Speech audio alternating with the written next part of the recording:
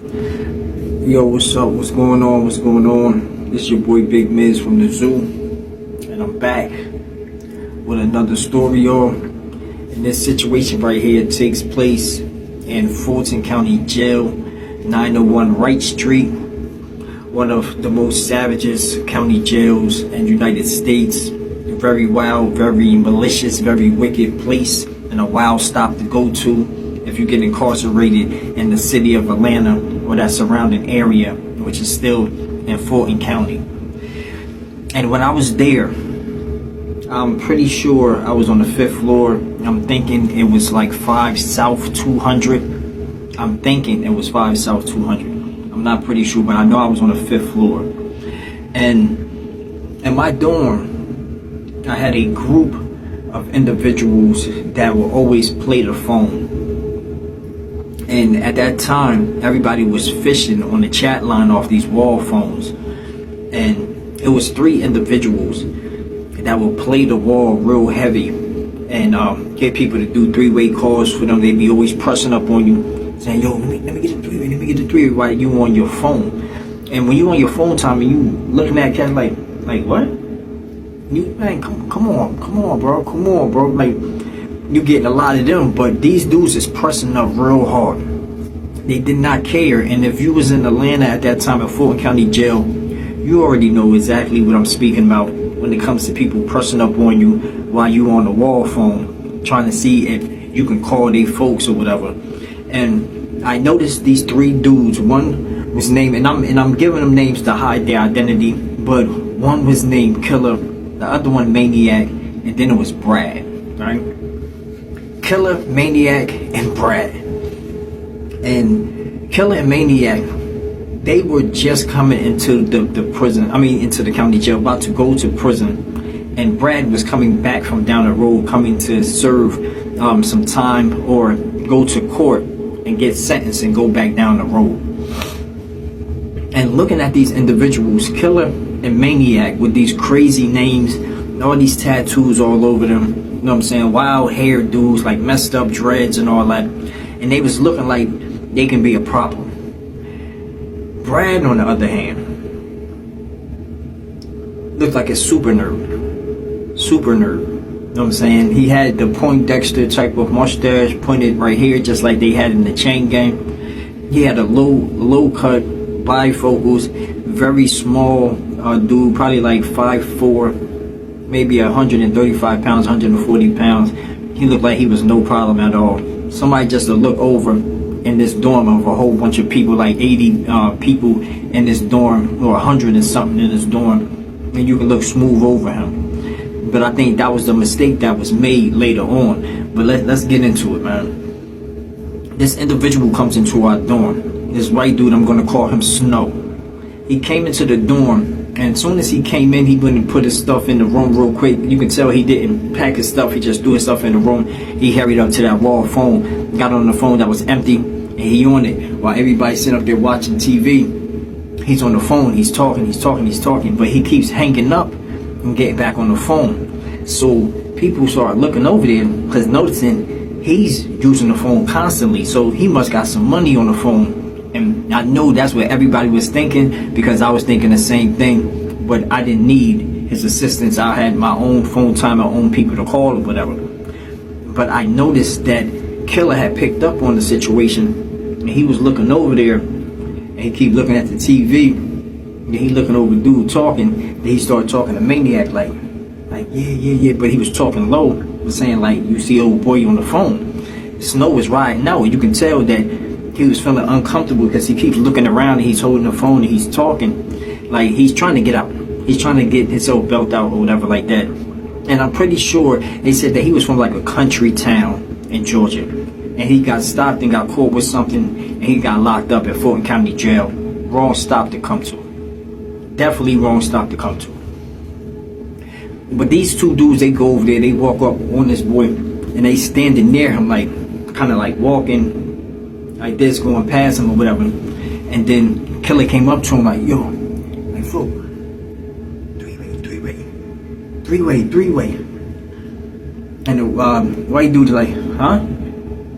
3. Oh man, I wish I could, man. I wish I could, man, but I can't right now. Like, hold on. I ask my wife in a minute. Hold on. I'm trying to get built out, man. So he turned his back on him, and he keeps talking on the phone. Killa didn't like that, right?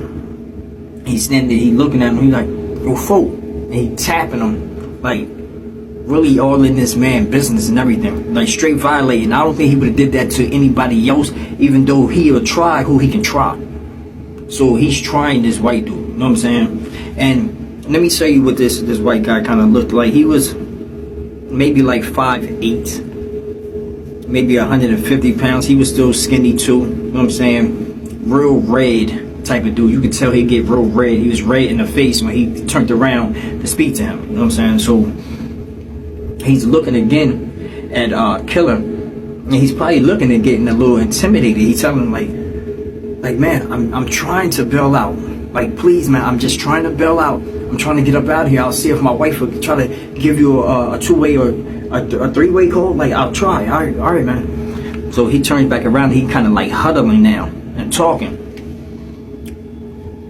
This dude, Maniac, walks past, bumps him. Killa sitting there looking at him all crazy with the mean face and everything. And now you got this white guy sitting up there looking petrified, like he's talking to his girl, and you can tell his leg is shaking and everything. Now he's talking, but all of this was going on.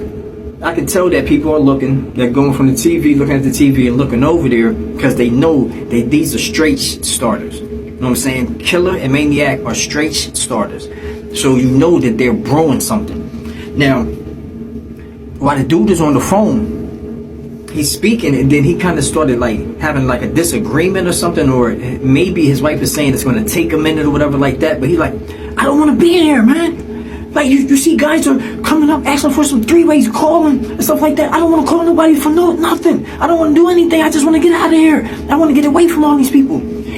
And whoever he was talking to must have hung up on him, because he's like this, and he's like, hello? God damn. Boom. And he slammed the phone down. And Killa and Maniac is by this cell downstairs, and they standing there, and they telling homeboy to come here. And the guy's like, what's up, man? Like, what's up? And by the looks of it, you can tell, like, he wasn't going for nothing strange. Like, he wasn't going. He asked them, like, yo, what's up? What you need? And they're like, yo, come over here. So I'm thinking, like, yo, they about to jump him, or they about to try to extort him for this phone time or something, try to scare him up or whatever with that boo game stuff, like, whatever. Like, so I turned my back. I started watching TV more. They get this guy towards the door, and they pull him inside of this cell, man. They didn't know that situation was going to flip for them. They pulled this man in the cell, and you hear the scuffling, the boom, boom, boom, boom, boom, boom, boom, boom, boom. Like how it sounds in these Fulton County cells. It sounds real different. You know what I'm saying? You hear them. Boom, boom, boom, boom. And the whole time this situation is going on, man, Snow, that white boy, was tearing them niggas up in there. Both of them. He was tearing both of them up in there. And they didn't even want to come out the cell, but they getting whipped by the white boy. He turning around, boo, boo, boo, boo, boo. And would put us up on game. Somebody walked past the door to look in, and they was like, yo, come here. Everybody running over there because they thinking they about to see this white dude getting jumped and humiliated.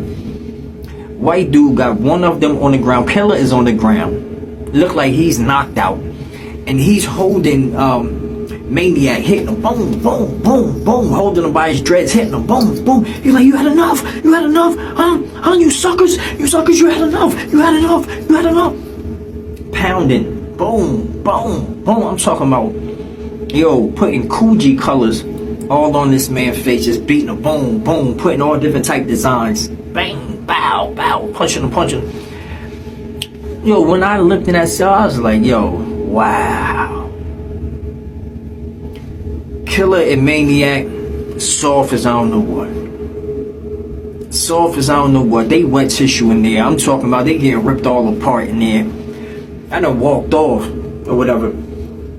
And The white guy comes out the cell. He's mad. He's talking crazy. Then he just goes into his cell. He slams the door. Then his roommate go in there. I guess he's talking to him or whatever, and seeing like what happened with him. You know what I'm saying? Yo, these two dudes come out. Boom, like probably like 8 minutes later, he probably done got Killa up off the ground or whatever. They coming out, doing all these handshakes. I'm like, yo, if these niggas ain't some front, I'm talking about, yo, we just watch y'all get beaten there. What is y'all coming out, dapping each other, piecing each other up? You know what I'm saying? Like, y'all ain't do nothing. Now they going upstairs towards the homeboy Brad's room. And the one that looks like a straight nerd, they go into Brad's room. And they in there for like, maybe like 2.5, 3 hours.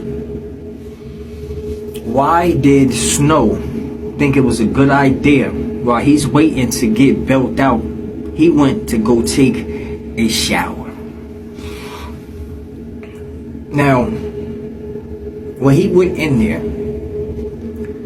you had Killa and Maniac back on the bottom floor, standing there, and they got cuts and everything on them, looking crazy as I don't know what. They standing there talking, and they watched homeboy go into the shower, and they running up the stairs to Brad's room. They go up in there, right?